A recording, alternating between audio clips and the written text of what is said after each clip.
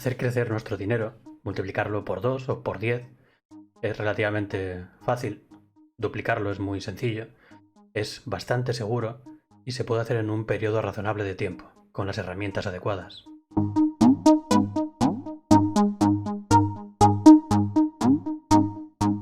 Hola, soy Héctor Álvarez y en este canal te hablaré de finanzas personales, de ahorro, inversión tradicional, Bitcoin, criptomonedas. Si lo que te cuento en el vídeo te parece interesante, te agradecería que le dieras like, que te suscribieras si aún no lo estás y que actives la campanita para que YouTube te avise cada vez que haya un vídeo nuevo. Como te decía, no es realmente difícil aumentar nuestro dinero, nuestro capital. Debemos invertirlo, eso sí, no hay nada automático ni mágico. Aunque sí existe algo llamado la magia del interés compuesto, que después os enseñaré con algún ejemplo. Podemos invertir en algún fondo, en algún ETF indexado, que siga un índice, que aunque no nos puede prometer, no podemos estar seguros de que conseguiremos el porcentaje que creemos de forma estable durante muchos años, sí que tenemos a nuestro favor las estadísticas de los últimos 100 años. Por poner un ejemplo, el SP500 ha subido entre un 8 y un 11%, el MSCI World también ha subido quizá un poco menos, un 7%. Entonces, si seguimos estos índices durante el tiempo adecuado, podemos duplicar, multiplicar el dinero por 2, por 3, por 5, por 10, pero lo que sí necesitamos es un dinero que no vayamos a utilizar, paciencia y sobre todo mucho tiempo por delante. Personalmente no me gusta invertir en el SP500 y en algún momento sacaré algún vídeo comentando el tema, porque es cierto que el SP500 ha dado muy buena rentabilidad en los últimos 100 años, pero no siempre ha dado muy buena rentabilidad. Es decir, la media es buena, pero ha habido épocas, periodos en las que no lo ha hecho tan bien. Entonces lo que yo hago es invertir en un índice mundial. En el índice mundial tiene un peso enorme Estados Unidos, creo que es un 60%, más o menos, un 58-59%, depende del índice. Así que con eso ya estamos lo suficientemente expuestos al mercado norteamericano. El ETF mundial, que en este caso es en lo que yo invierto, además de Estados Unidos, también tiene parte de su composición en el resto del mundo. No demasiado, países emergentes no están apenas representados. Eso, para paliarlo, hay que adquirir algún ETF en la proporción correcta de países emergentes y de otros lugares del mundo que no estén dentro del índice principal. Pero aunque no crece en los últimos años a un ritmo tan rápido, tan alto, tan importante como el SP500, prefiero invertir en el índice mundial para diversificar, porque al final eso es lo más importante. Si ahora viniera un periodo de unos años en los que el SP500 no lo hiciera bien y yo invirtiera solo en el SP500, estaría perdiendo. Al estar invertido en el mundial, si el SP500 no lo hace bien y es algún otro país el que destaca, en el índice mundial ese otro país estará incluido, aunque en un porcentaje menor, con lo cual no ganaré tanto quizá como ahora con el SP500, pero por lo menos no perderé y seguro que iré ganando algo. En este vídeo vamos a hablar de algún índice en concreto que podemos seguir, pero sobre todo vamos a hablar del interés compuesto. Que sepáis cuál es la diferencia entre el interés compuesto y el interés simple, y si no es así, pues espero que pueda explicártelo o que te lo haga entender de la mejor manera posible. De todas formas, que nunca os sirva de referencia solamente un vídeo en YouTube. Comparadlo con otros vídeos y buscad más información en internet, en libros.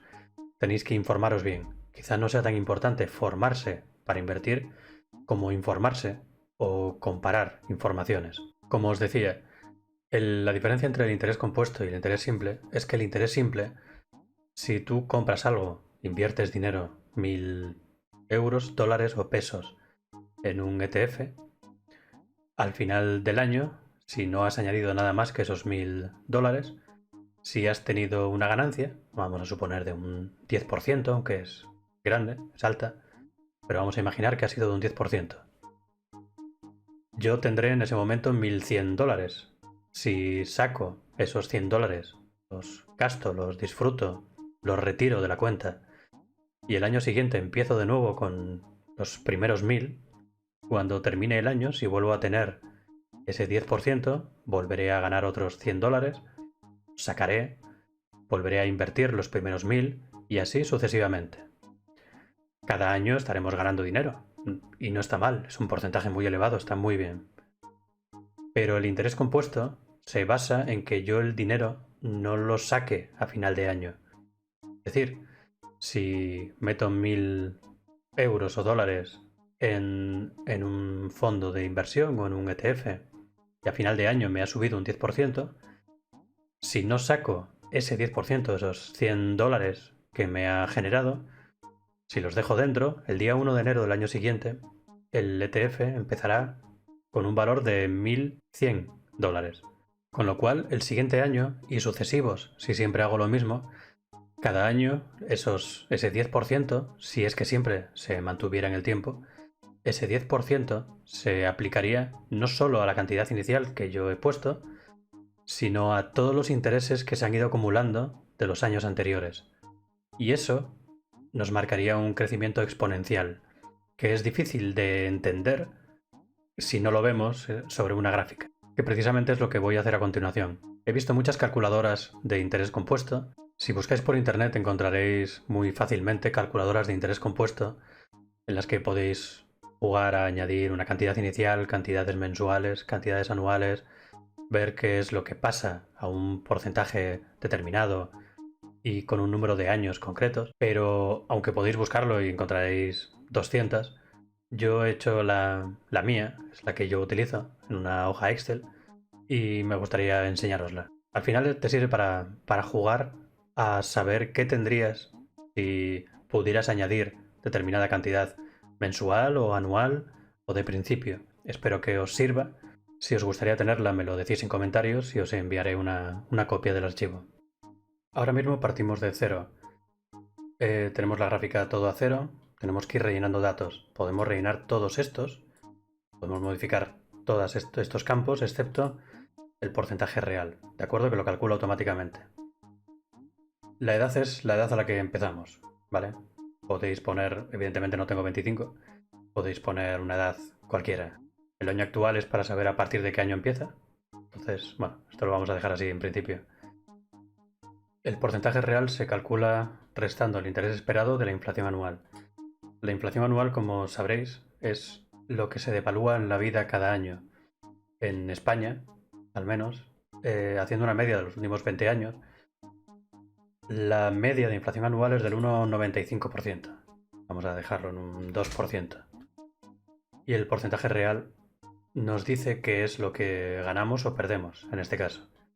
Para esto nos vamos a apoyar en algún ETF o fondo de inversión que tenga acreditado por el número de años que ha funcionado el interés que genera. Por ejemplo, el SP500, el MSCI World.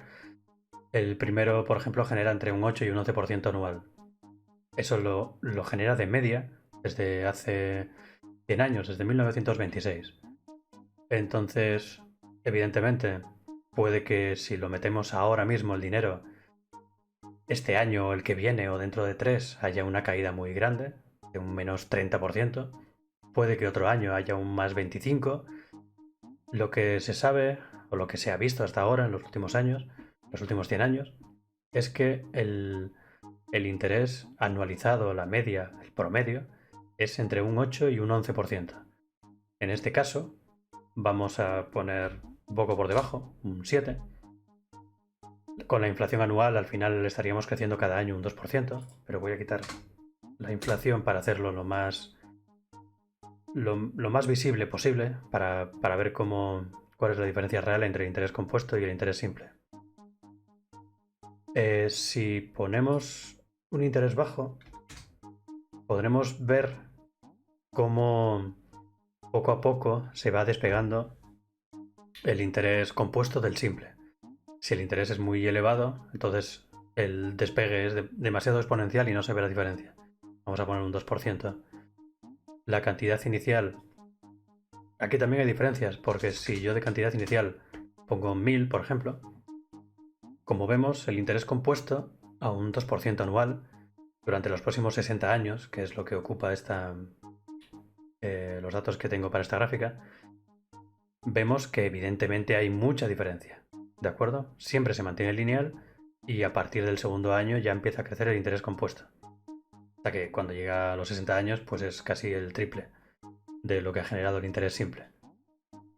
Pero aquí no se ve realmente el poder del interés compuesto, porque solamente hemos metido la cantidad inicial. Que esto lo que hace es lo que os comentaba al principio.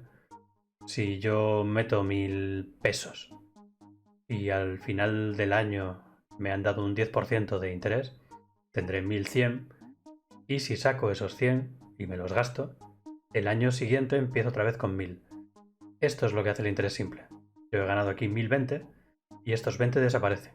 El año siguiente empiezo otra vez añadiendo en este caso el 2% solo sobre la cantidad inicial, con lo cual vuelvo a tener 1020.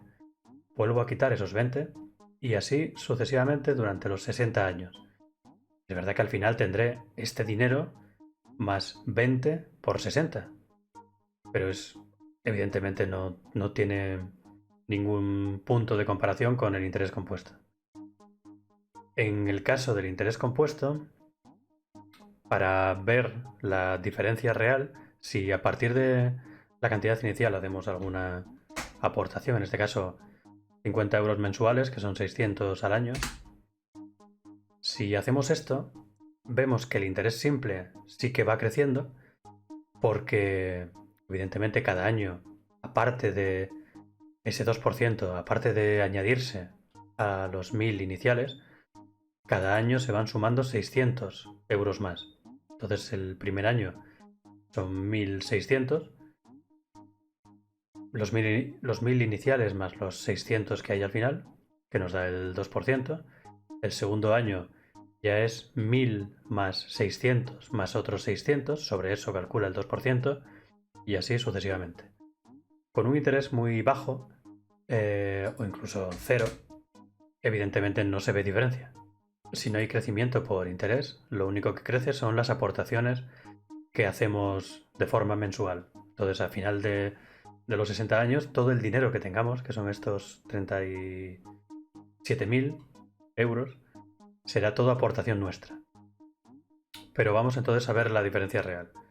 Vamos a poner, como decíamos antes, si el SP500 ha obtenido en los últimos 100 años una media de entre el 8 y el 11%, vamos a dejarlo un poco por debajo, un 7%. Con un 7% vemos que el interés fijo se mantiene prácticamente lineal, aunque sube un poco por los 600 anuales. Con el interés del 7% vemos que ya crece de forma exponencial el interés compuesto. Vamos a quitarle un poquito, añadiendo la inflación, dejándolo en un 5%. Aquí la diferencia es un poco menor, pero aunque el interés simple está creciendo cada año, es casi imperceptible comparado con el interés compuesto. Si en lugar de hacer una cantidad inicial, una aportación inicial, solo hacemos aportaciones mensuales, vemos que crece la diferencia incluso más. Si las aportaciones fueran mayores y la cantidad inicial fuera mayor, cada vez nos iríamos separando más de la línea de interés simple. Vamos a dejar esto otra vez a cero. Aquí, como vemos, el interés bruto, digamos, que sacamos de diferencia entre el simple y el compuesto es brutal, ¿de acuerdo? Con lo cual, si volvemos a una cantidad que sea más o menos asumible, metiendo 1000 euros el primer año más los 100 mensuales, vamos a dejarlo en 50, para que sea todavía más asumible para una familia de clase media, incluso baja. Pues si vemos durante los primeros 10 años, el primer año el interés simple y compuesto es el mismo, porque nos calcula el 7% sobre la misma cantidad, con lo cual tiene que ser el mismo resultado. Si vemos el segundo año, pues es una diferencia muy similar. El interés simple son 2.354 y el compuesto son 2.473,84. La verdad es que es una diferencia muy, muy pequeña para realmente lo que es el llamado poder del interés compuesto o la magia del interés compuesto. A partir del tercer año empieza a haber algo más de diferencia. Aquí ya hay una diferencia de casi 300 euros. Y a partir del cuarto, quinto, sexto, vemos que evidentemente la cantidad empieza a multiplicarse. Aquí tenemos lo que hemos añadido nosotros y aquí tenemos la diferencia que se ha generado, ¿de acuerdo? Entonces, después de 10 años tendremos que hemos generado 3.837 sobre los 7.000 que habremos puesto nosotros. Si no hacemos aportaciones mensuales, que esto es algo importante que también debemos saber, sin hacer ninguna aportación mensual, solo con la cantidad inicial, a un interés que encontremos, que podamos mantener en el tiempo en un promedio de un 7%, con esto, a los 10 años, multiplicamos la cantidad que hemos metido al principio. Si metemos 5.000 y no hacemos nada más durante 10 años al 7%, tenemos casi 10.000. Es prácticamente duplicar, vamos a pensar que lo hemos duplicado. Si pasan otros 10 años, pues lo hemos multiplicado por 4. Si pasan otros 10 años, hemos vuelto a multiplicar esta cantidad por 2 de nuevo. ¿Qué quiere decir esto? Que si tenemos algo al 7% anual, cada 10 años conseguimos multiplicar por 2 la cantidad que tengamos. En los siguientes 10 años multiplicaremos esa nueva cantidad multiplicada ya por 2 por otros 2. Es decir, alguien que tenga 1.000.000 de euros, a los 10 años tendrá 2 millones, a los 10 años tendrá 4, a los 10 8 y a los 10 16. Es así como funciona.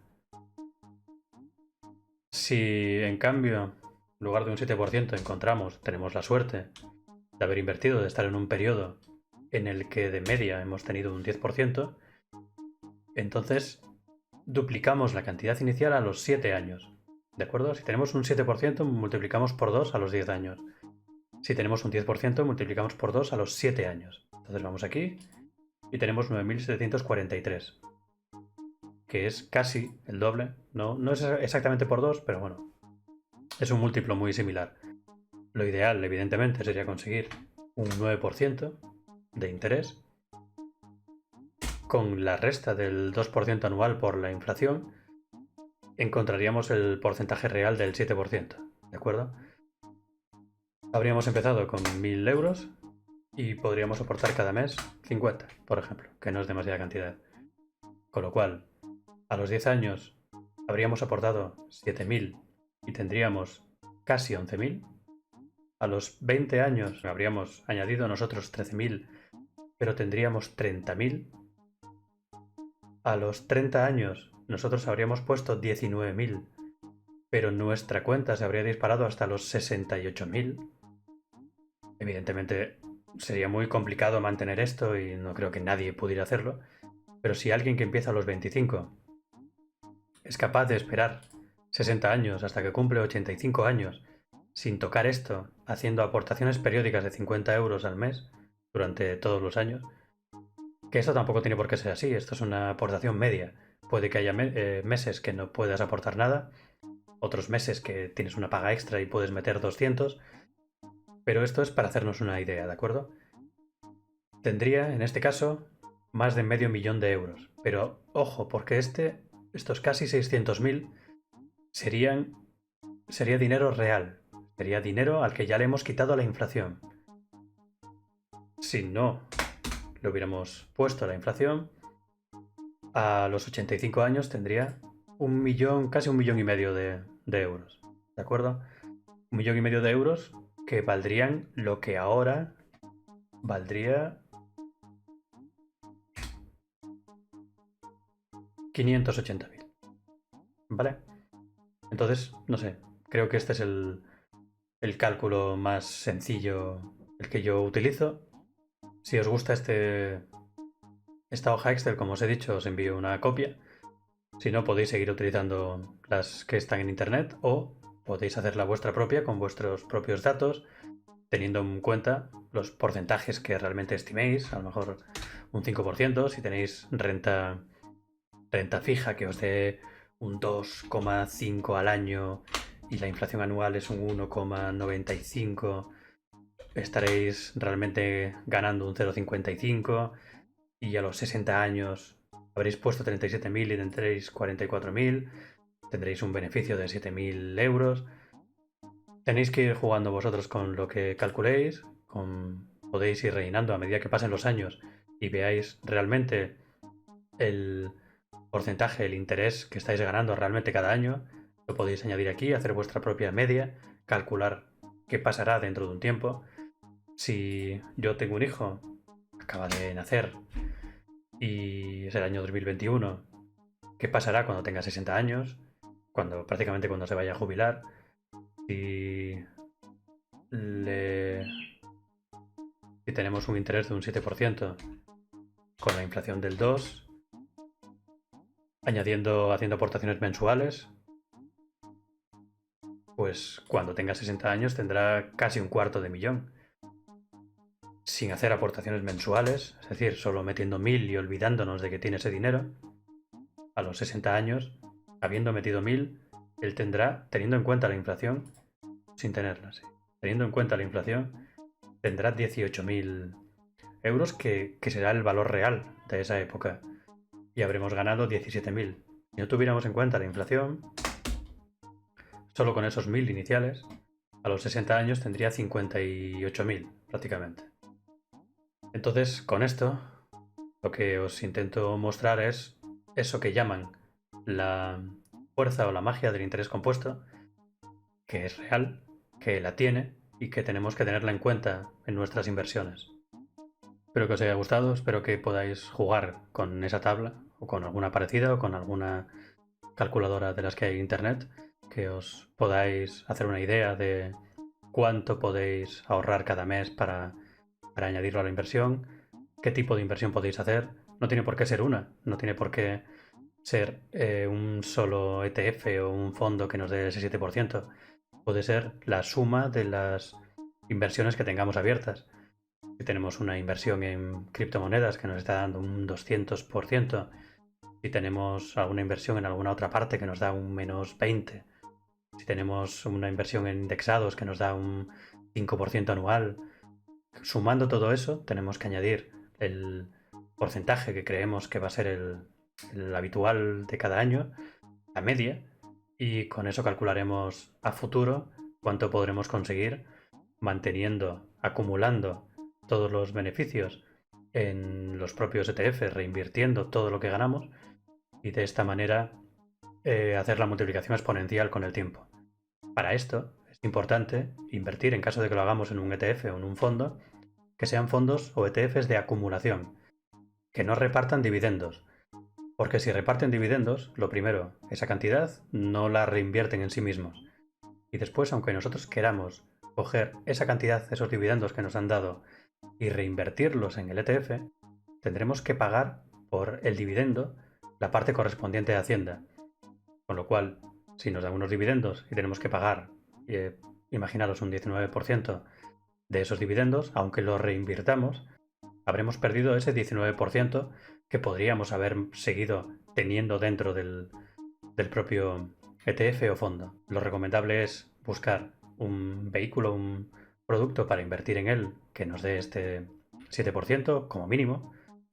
Tener muy en cuenta la inflación, también hay que restarla para saber cuáles son los beneficios reales, y ese producto, esa herramienta con la que invirtamos, tiene que ser de acumulación, no de distribución.